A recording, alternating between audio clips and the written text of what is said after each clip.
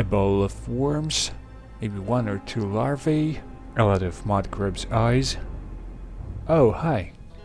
I hope you are ready for Witches' Festival. For today I prepared you a story about one of the spookiest adventures I have ever had. But first, I need to change my outfit to something more fitting.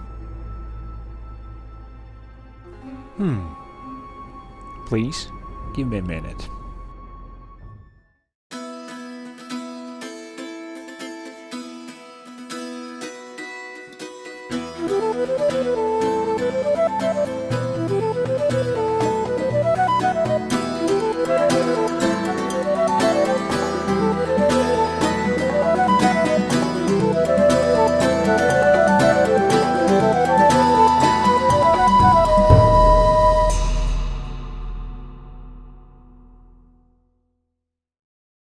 Now, when we look more seasonable, we can begin our story. This time it brings us east of Elsewhere, to the swampy lands of Blackwood. We are not going to delve deep into the darkest parts of it, but rest assured that gruesome horrors lurk even on its surface. One day, I took a bounty contract to track down and eliminate infamous khajiit thief and smuggler, known as Rabak the Trapmaster. She was heard to be hiding in old ruins of ZENITHAR'S Abbey. I had been to the old ruins before, and the job did not seem to be really complicated to me. I had done my own research on the topic, and turned out that not only was the Temple of Zenithar located here, but this castle was also a major center for craftsmen and tradesmen of all kinds. Legend has it that corrupted arbitrator by the name Gavus had brought the abbey to the downright ruin until it became completely abandoned. When I arrived, it indeed looked old and decaying. However, it did not show any sign of being deserted, so I entered through the old gate cautiously. Truly, bards were not getting warm welcome that night, but for sure an eccentric one. Front gate yard was cluttered with skulls and skeletons. Those served as a warning sign, and decorations? Primitive torches were lighting up the area, made by someone who's clever enough to tame fire, but not smart enough to produce something better than those. Goblins. For a moment I thought I could smell them, but it turned out it was the cheese stall. Finding the source of the stench did not bring any relief, as I knew goblins were lurking somewhere. Several of them were found at the old stables and they immediately attacked. Without a doubt, I got used to being attacked straight away that night.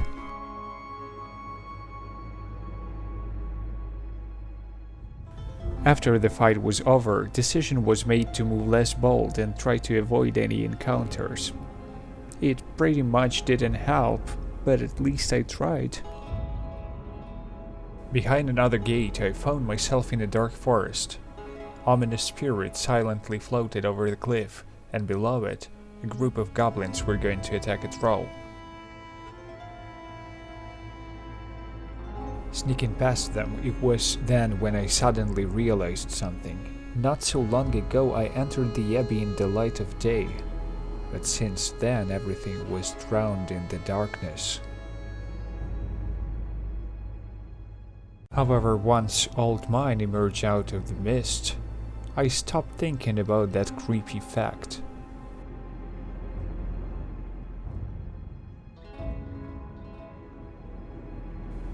Trolls and bog dogs at the entrance did not smell me out, and I descended deeper in the mine. I must admit it was foolish of me to think that the mine was clear. Inside there was a huge troll much bigger than those wandering outside in the forest, and of course it noticed me right away. Now I don't know whether I was going to win the fight against such a brute force, if not for a lucky coincidence. The troll stepped inside of the beam of light which was running down from the ceiling of the mine. Then, it turned into stone just for a few seconds, but it was enough for me to wear it down and slay the beast. After the fight I was fed up with this place and wanted to give up the contract. But first I had to find the exit. It's not that I was completely lost. but I needed to find some kind of a mark. Luckily, there was a signpost on which I stumbled upon. It also pointed me to the stables. Goblin huts were a good sign, as those creatures were seen closer to the exit, yet the stables were nowhere around, and I had nothing to do but to keep going forward, following the road. And it didn't bring me to safety. 2 augurs stood on my path. They were imbued with the fire and the frost magic and were turning goblins into smoldering piles of ash and icicles alike. It was a hard battle, but it also kindled my interest for this place. What secrets can it hold when even augurs have powers like these? Then, what should I expect from Rabak the Trapmaster?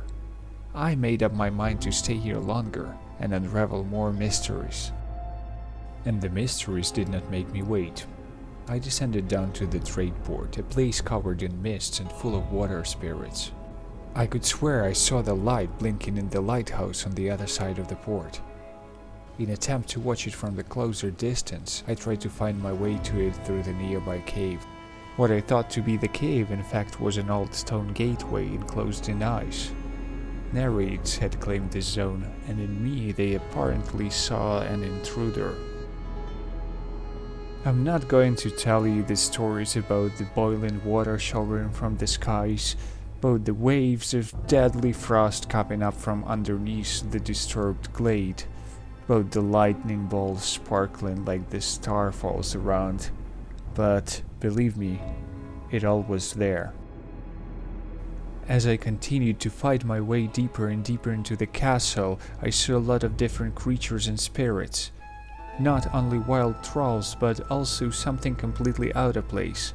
For instance, one of the spirits had striking resemblance to the Auroran Knights, the servants of Meridia. But there were no signs of the Trap Master yet, and the surroundings started to become darker and darker. Previously distant rustling was now heard just behind my back. Remains of long dead warriors came to life and tried to prevent me from crossing the bridge to the Adytum. As if for the last time, I glanced at the weak sunlight behind the impenetrable shade of dark clouds. Then I approached the Adytum's gate and pulled the ring. The inner yard was ghastly and hostile, but surprisingly not dead. I rushed towards the clashes of battle afar and saw 2 strangers zealously fighting a giant minotaur. I stepped up to help them at once. And never again have I seen those strangers except for one time, but I'm going to tell you about that later. I continued my search, and once more I found the key to another puzzle of this place. The mysterious necromancer found his shelter among the crypts. It was thanks to him why the vicinity was overrun by the restless undead. Of course, I couldn't help but take up the challenge. Undoubtedly, he was a decent opponent. Immense necrotic energy extracted from corpses, albeit had driven him into madness, sustained his destructive powers well. Nevertheless, the end of the fight was not expected for both of us. The magic of undeath swirled around, and at some point there was no difference between live bodies, or bones, or even thin midnight air.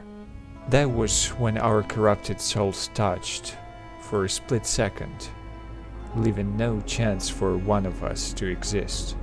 Whew. Luckily, it wasn't me, and I had one more matter to take care of. Remember? My bounty, Rabak the Trapmaster. Having got my hands on some clues here and there, I figured out the location of her hideout. It was an old black market located underneath the Adytum walls. Not gonna lie, Rabak's title was well deserved. The approach to the hideout was full of deadly traps. Even so, the most fun was ahead. When I entered, a lone figure was standing in the middle of the room. The floor was covered with gold and treasure gems. But after all, I was not that foolish to buy it. You thought I wasn't prepared, didn't you? Didn't you? Why? It was me who thought he'd been prepared. But believe me or not, walls started to breathe fire, floor grew itself close to shred everything, and undead abominations started to rise from below. Not even mentioning rains of arrows or clouds of toxic poison spreading inside of the room. I was starting to feel overwhelmed, but then, in the lit doorway I caught some movement. To my astonishment, those were the strangers whom I helped with the Minotaur. They rushed into the fight, just like I had done back then. Together, we stopped Rabek the Trapmaster. I have collected my bounty, but I have never seen them again.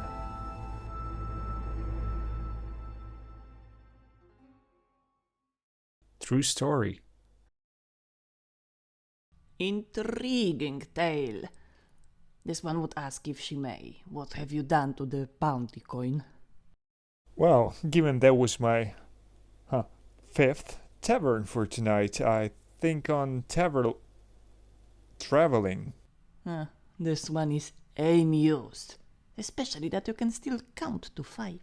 To each their own, and for Giarwen, a terribly important and personal business to attend to, yes? Too bad. But you'll come over here tomorrow, right? To tell me about the adventure of your own? And please... And please stay tuned for the next entry in Rimmen Bards College journals.